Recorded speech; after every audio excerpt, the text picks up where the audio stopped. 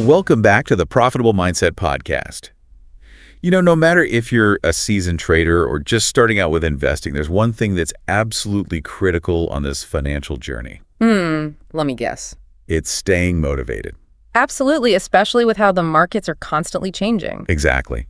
Headlines are always screaming at us, and it's way too easy to get caught up in it all. You can lose sight of your goals so quickly. But here's the thing. What truly sets those who achieve financial success apart? Apart from those who just dream about it. Right. It's not always about fancy strategies or hot stock tips. It's all about the mindset. That inner drive that keeps us going no matter how wild the markets get. So today, we're going to break down some really effective strategies for building that profitable mindset. Sounds good. What are we thinking? We'll talk about setting those SMART goals, building discipline. Oh, and a growth mindset. Can't forget that. And how to create a winning routine that really works for you. We'll get into specific examples and steps you can start using today. I know how important that is. You've hit the nail on the head. It's not just about knowing the what in finance. It's the how, right? How to stay focused on your goals. Exactly. Because it is a journey, and just like any journey, there will be ups and downs. Okay, so let's start with something many people overlook, setting clear financial goals. Like you wouldn't set sail without knowing where you're going, right? Exactly. Wandering aimlessly in the financial world. It just leads to frustration. Exactly. Goals are your compass and map, showing you the way and helping you see your progress. It's like programming your financial GPS. I love that analogy. Yeah. But I think a lot of people get tripped up because they see financial goals as just numbers. I want $1 million by 40. Yeah, but it's so much deeper than that. It is. Financial goals are more than numbers. They're really about your hopes for the future. They're the why behind the numbers. So what will that $1 million let you do? Early retirement. Travel. Start your own business. It's about that emotional connection to your goals. That's what really keeps you going when things are rough. Like, imagine retiring early and spending more time with family. Picture yourself on that beach without a worry. Exactly. That's powerful motivation. Okay, that's making me think about goals differently. So it's not just about money, it's the life that money can create. Yeah. But how do we set goals that actually work, that push us forward? Well, there's the SMART goals method. I've heard of that. Specific, measurable, achievable, relevant, time-bound. Yes. So instead of, I want to be a better trader, which is vague, you'd say. Let me try. I will increase my trading account by 10% over the next 6 months. Keep going. By mastering options trading and never risking more than 2% of my account on a single trade. Now that's a SMART goal. It's clear, it's actionable, and you can actually measure how you're doing. Wow, it's a roadmap now, not just a wish.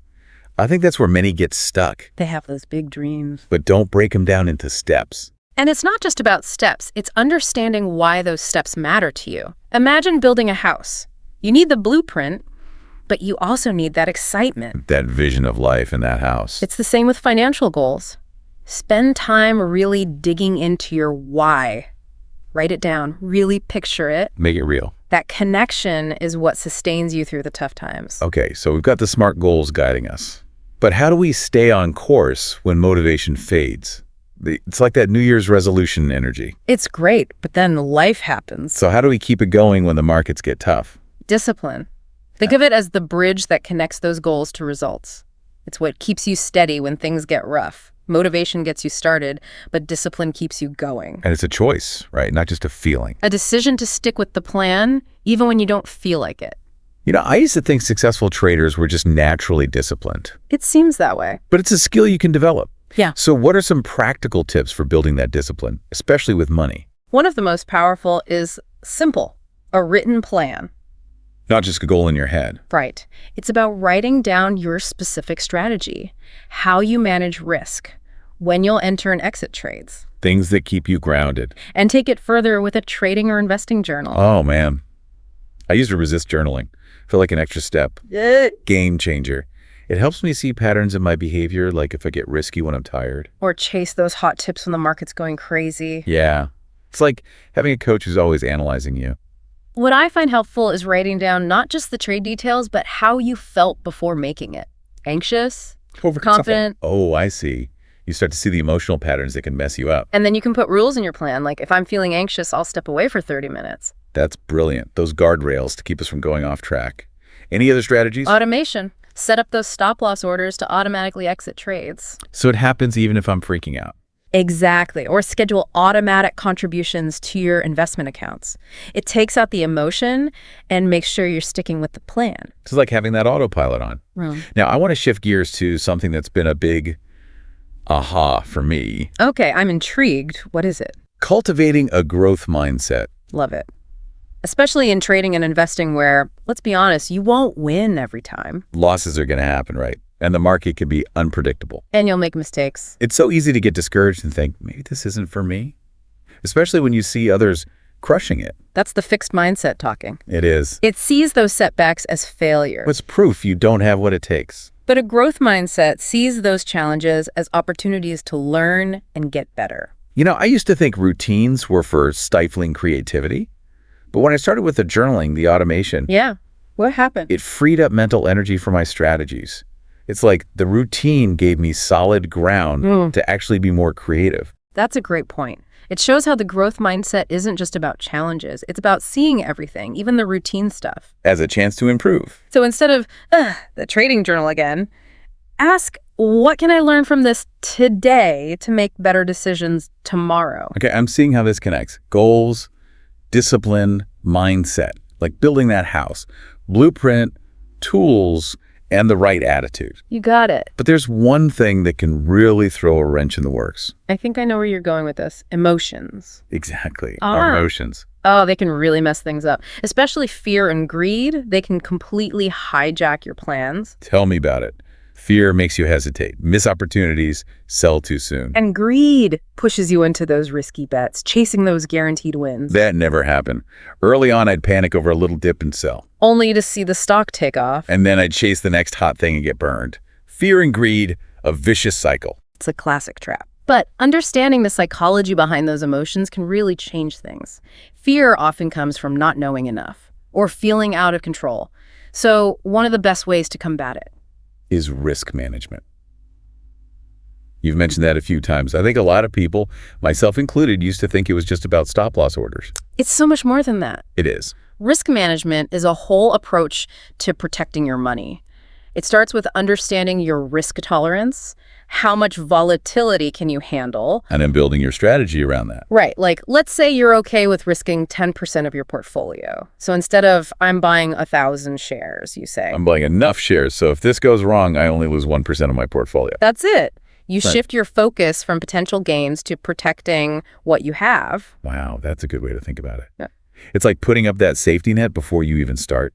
It really does take some of the emotion out because you know you're protected. Exactly. It helps you stay calm when those dips or pullbacks happen. Instead of panicking, you can assess the situation. Do you adjust or stick to the plan? This reminds me of something you said earlier, focusing on the process, not the outcome. It makes sense, but can be hard to grasp when we're so fixated on profits. It is a bit counterintuitive. You can do all the analysis, plan your entry, and exit perfectly, and still have the market move against you. You can't control everything. You can't. But focusing on the process means that even if a trade goes bad, You can still feel good if you followed your plan. you stuck to your rules, managed your risk. That's a win in itself. So you separate your emotions from those wins and losses. That takes off a lot of pressure. It does. You can view those losses as data, feedback to refine your strategy. Remember, even the best investors, they experience losses too. It's part of the game. It is. The key is to learn and keep moving forward. Speaking of learning, how do you stay motivated when the market's moving so fast? There's so much information everywhere. It's information overload, like drinking from a fire hose. And all that noise leads to analysis paralysis. You're so busy consuming info, you never actually do anything. I used to think knowing everything was the key. But It's about filtering that information. Focus on what's relevant to your goals and take action. that's it. It's not about knowing all the answers. It's asking the right questions. What are your goals? Which strategies work for those goals? How are you managing risk? Then create an information diet that supports those goals. An information diet. So instead of endless scrolling, And getting lost in the news cycle. you're choosing resources that align with your goals. Find a few trusted sources of information. Create a schedule for when you'll consume it. Maybe 30 minutes in the morning, 30 minutes at night. And then stick to it. Be informed, not overwhelmed. Okay, so we're setting smart goals, building discipline, a growth mindset, and an information diet. It's like we're building this awesome toolkit for success. But sometimes you need a little extra push, that spark, to keep going when it feels like a slog. I hear you. We all have those moments when we feel stuck, burnt out. That's when you need inspiration. Find those role models, mentors who've already achieved what you're aiming for. Oh, I love this. Reading biographies of successful traders, listening to podcasts, even connecting with them on social media. You get a glimpse into their world. Their mindset, their routines. And it's not just about learning tactics. It's about seeing what's possible. Someone who overcame challenges, achieved those big goals. It reminds you that you can do it too. Like having a coach cheering you on. You got this. Exactly. But remember, adapt those lessons to your own situation. Your own risk tolerance. Take inspiration, not imitation. Blindly copying without understanding is a recipe for disaster. So use them as guides, but make your own decisions, the ones right for you. So we're learning from others, refining our strategies, staying informed. But trading and investing can be a grind. There will be days, weeks, maybe even months when you're not seeing the results you hoped for. How do you stay motivated then? Celebrate those small wins. We often focus on the big, ambitious goals that we forget to appreciate those victories along the way. But those small wins, they're what keep us going. They build momentum, boost confidence. It doesn't have to be anything huge. Maybe you stuck to your plan perfectly for a week. Or found a new investment that fits your strategy. Even staying calm during a crazy market day. I think celebrating those mindset and behavior wins is important too. Those are the things we can actually control. Absolutely. So take a moment to appreciate those achievements, no matter how small. Write them down. Share them with a friend. Give yourself a pat on the back. It's about acknowledging those wins and letting yourself feel good. That's a good point. Giving yourself permission to feel good. It's so easy to get caught up in wanting more that we forget to appreciate what we've already done. Celebrating those wins, even the small ones, that's powerful for staying motivated. It shifts your focus from what you haven't done to what you have, recognizing your progress, those steps you're taking towards those bigger goals. Remember, the journey matters just as much as the destination. Okay, we've talked about goals, discipline, mindset, finding inspiration, and celebrating those small wins. Yeah. We've got a great toolkit here. But there's one challenge I think a lot of ambitious people struggle with. Burnout. Exactly. Yeah, burnout's a real danger, especially in trading and investing. It's so demanding mentally and emotionally. You're always analyzing, making decisions, managing risk, dealing with those market swings. It's a recipe for exhaustion if you're not careful. Definitely. I think a lot of people, when they're new to this, They have this idea that success means being glued to the screen 24/7. always chasing the next big thing, but that's just not sustainable. No, it's not. It leads to bad decisions, more stress, and eventually burnout. Even I, after all these years, once ignored the signs and took a disastrous vacation trade. I was so worried about missing out that I abandoned all my usual checks. It was a huge lesson learned. Burnout really clouds your judgment. It does. So how do we see those warning signs before they derail us? Yeah, that's the key. What should we be looking for? Well, it can look different for everyone. Some common signs are feeling tired all the time, even after sleeping enough, Trouble concentrating, feeling more irritable or anxious. making impulsive decisions, going off plan. Those are all big red flags. And remember, burnout isn't just mental or emotional. It hits you physically, too. Oh, for sure. Your body's telling you something's wrong. You might get headaches, digestive issues, changes in appetite, sleep problems. It's a sign to slow down. Okay, so how do we prevent burnout and create a sustainable approach to all this? We've touched on some things already. We have, but it's important enough to dive in deeper, and it starts with those boundaries we talked about. Set work hours where you're focused, then create screen-free zones where you completely disconnect. I love that idea, those screen-free zones. It's so easy to get sucked in, feel like we need to be connected all the time. Creating those boundaries protects our mental space. And gives you time to recharge. To reconnect with things that bring joy outside of the market. Exactly. It's about creating that separation, that balance between your financial life and everything else. And one of the best ways to do that is with a routine that supports both your mental and physical health. Routine. You're all about routine. I used to resist them, thought they were too rigid. Right. I realized a good routine is actually freeing. It takes the guesswork out so I can focus my energy where it matters. It gives you structure, consistency, keeps you on track when you're feeling stressed. And to prevent burnout, your routine should include activities that are good for your mind and body. Things that recharge you. Exercise, sleep, good food, being in nature, meditating, hobbies, connecting with people. Those are all great examples. It's about creating a whole approach to well-being that supports your financial goals without sacrificing your happiness. And self-care isn't selfish. It's essential. When we take care of ourselves, we can handle the challenges better, make good decisions, and stay motivated for the long run. It's like the oxygen mask on a plane. You put yours on first before you can help others. When you prioritize your well-being, you benefit yourself and everyone around you. That leads us perfectly to resilience. Even with the best plans and a positive attitude, there will be setbacks. The market throws curveballs, life happens, it's inevitable. And it's how we respond to those challenges that matters. Resilience is that strength to weather the storms and come out stronger. You know, I used to think resilient people were just born that way. Like they had some special power. Yeah. But resilience is a skill you can build. Absolutely.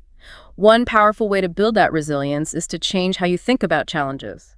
Instead of seeing them as failures, see them as chances to learn and grow. That's a whole different perspective. Yeah. It's so easy to get caught in that negative self-talk. I'm a loser, I'll never get this right. We've all been there. But you're saying we can choose how we respond. Ask yourself, what can I learn from this? What did I do well? What could I have done differently? How can I use this to make better decisions in the future? So it's about taking responsibility, knowing you can't control everything, but you can control your response. That's the key.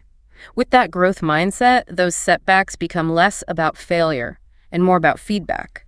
They're opportunities to refine your approach and become more resilient. So we're reframing those challenges, learning from mistakes, but sometimes we need a little extra help to get back on track. That's where a good support system comes in. So important. We've all heard it takes a village. It's true in finance, too. Having people who understand your journey, who cheer you on and celebrate with you, it's incredibly valuable. I think a lot of people, especially starting out, they feel like they have to do it all alone, that asking for help is weak. It's the opposite. Yeah, the most successful people I know are the ones who built those strong networks. It's not about knowing everything. It's about knowing who to ask when you need help. That support can come from mentors, advisors, trading groups, online forums, even friends who get what you're doing. It's that feeling of community, of we're in this together. It can really lift you up. And it's not just about receiving support. It's about giving it too. Helping others actually strengthens your own resilience. It reminds you that you have something to offer. So we're reframing, building support, knowing setbacks will happen. But even with all that, sometimes you just feel like giving up. The motivation just disappears. We all have those days. Motivation comes and goes. That's normal. The key is to have strategies to deal with those dips. Okay, what are some of your go-to strategies for those low motivation moments? Visualization is a powerful one. Spend a few minutes each day picturing yourself achieving your goals. Really engage your senses. What does it feel like, look like, sound like to be living that dream? Oh, I can already feel the shift just thinking about it. It's like creating that mental blueprint for success. Exactly. And combine that with affirmations, those positive statements that reinforce your beliefs. Give us some examples. What kind of affirmations work well? It can be simple things like, I am capable of achieving my financial goals. I make smart decisions with my money. I am grateful for the abundance in my life. I like those. Shifting from the negative to the positive. It's about training your mind to believe in yourself and see those challenges as opportunities. Okay, so we're visualizing, affirming, building mental strength. But sometimes it's hard to stick to the plan, to stay focused when the market's all over the place. It's easy to get distracted by the latest trends or hot tips. That's why sticking to your financial plan is so important. You can have the best goals, mindset, strategies, but without a plan to guide you. And the discipline to follow it. You'll end up lost and frustrated. It's like having a map, but refusing to use it. You might start on the right path, but without that guidance, you wander off, get lost, and never reach your destination. Okay, so let's talk about what makes a strong financial plan. What are the essential parts? It all starts with knowing your goals, both short-term and long-term. Remember those SMART goals: specific, measurable, attainable, relevant, time-bound. It all goes back to knowing your why. Exactly. Once those goals are clear, you outline your strategy. If you're a trader, this means choosing your style. Day trading, swing trading, scalping, and having rules for when you enter and exit trades. And for investors, it's about deciding how you'll allocate your assets. Choosing industries or sectors to focus on, picking your investment approach, value investing, growth investing. It's about having that roadmap. That keeps you from making those impulsive moves. Yeah, But even the best strategy needs risk management. absolutely. To protect you from those big losses. We've talked about stop loss orders and knowing your risk tolerance, but there's more to it. Like what? Diversification. Don't put all your eggs in one basket. Spread your investments across different asset classes, sectors, even different parts of the world. To cushion against any single investment going bad. It's that safety net. And remember, risk isn't something to avoid completely. It's something to manage well. Okay, that makes sense. So goals, strategy, risk management, what else goes into a solid plan? Choosing the right metrics to track your progress. Metrics are important, but how do you know which ones to focus on? It depends on your goals and strategy. For traders, it might be your win-loss ratio, your average profit, your overall percentage return. And for investors, things like portfolio growth, dividend income, how specific assets are performing. It's about choosing what aligns with your goals. But don't forget about tracking your behavior, too. Oh, right, not just the numbers. Are you sticking to your plan? Managing risk well? Are your decisions based on logic? Or are emotions sneaking in? Like that coach giving you feedback. Now, even with a good plan, you might be tempted to stray from it. Get caught up in the excitement or let fear take over. Happens to the best of us. So how do we stay committed even when it's hard? Go back to those goals you set at the beginning. Remind yourself why you're doing this. What are those dreams that are driving you? Reconnect with your why. Exactly. This isn't just about money. It's about creating the life you want. I love that. And I think that ties into automating your decisions as much as possible. Automation can be a game changer. Things like stop-loss orders, regular contributions to your investments. It takes out the emotion and makes sure you're sticking with the plan. It's those guardrails we talked about. Even when you're feeling impulsive, you're making choices that are good for you in the long run. Exactly. Another helpful tool is that trading or investing journal. Journaling has been huge for me. Seeing my decisions, thought processes, the results, it really shows the power of sticking to the plan. And the consequences of not sticking to it. It's that feedback loop for learning and growth. Shows you where you're doing well, where you need to improve, and reinforces those good habits. And speaking of good habits, limiting exposure to all that market noise is so important. Oh, the noise. It's everywhere. Social media, the news, even well-meaning friends and family. Giving their opinions. It's overwhelming, and it's easy to start second-guessing yourself. Be careful about what you're consuming. Yeah. Focus on sources that align with your goals. Maybe choose a few reliable news outlets, limit social media, or have a conversation with your loved ones about respecting your need to focus without their advice. It's about creating that space to think clearly. To make decisions based on your own research, not on hype or fear. One final strategy for sticking to the plan: find someone to hold you accountable. Accountability is huge.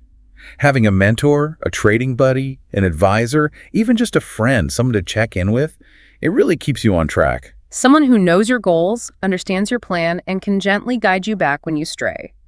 And it's not just about being called out when you slip up. It's about celebrating the wins, sharing the struggles, knowing you're not alone. That's the power of community. But even with the best plan, you might need to make adjustments along the way. The market changes, your life changes, and you're always learning and growing.